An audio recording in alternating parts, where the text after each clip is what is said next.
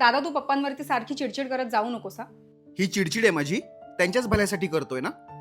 अरे पण त्यांना काय वाटेल की त्यांची रिटायरमेंट झाली आहे म्हणून तू सारखा चिडत असतोस त्यांच्यावर.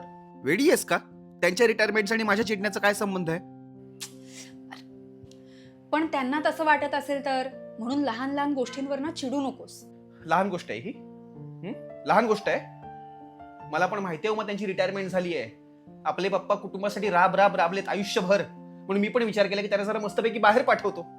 कोकणातल्या देवस्थानाची सगळी यादी काढली, हॉटेल बुक केली, गाडी बुक केली, पैसे भरले, आणि ऐन वेळेला पप्पा काय म्हणाले, नाही जायचं त्यांना बाहेर, नाही फिरायला जायचं. का? अरे पण त्यांची इच्छा नसेल. इच्छा नाही? काय म्हणतेस तू? मा आपल्या पूर्ण फॅमिलीमध्ये त्यांच्या इतकं फिरायला कोणालाच आवडत नाही.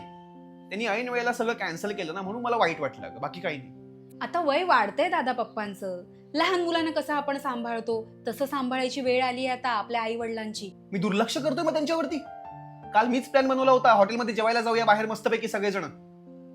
तो पण त्यांनी कॅन्सल केला. त्यांना फिरायला यायचंच नाहीये बाहेर, त्यांची इच्छाच नाहीये बाहेर जायची. इच्छा आहे माझी रे, पण नाईलाज आहे.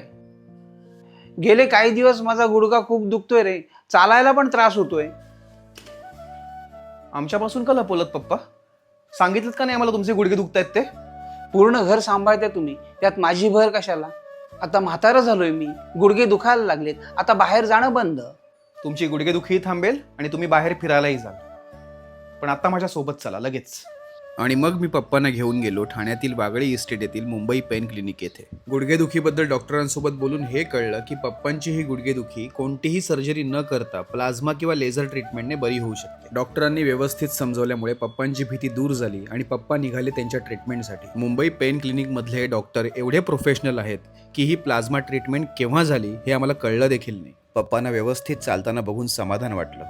तुम्ही देखील तुमची अपॉइंटमेंट ह्या नंबरला कॉल करून आत्ताच बुक करा आणि व्हिडिओ जवळच्यांना शेअर करा. पप्पा, आता तुम्हाला फिरण्यापासून तुमची गुडघेदुखी थांबवू शकत नाही. बिंदास्त फिरा, मनसोक्त फिरा, एन्जॉय करा आणि सावकाश जा. थँक्यू संकेत. Happy journey.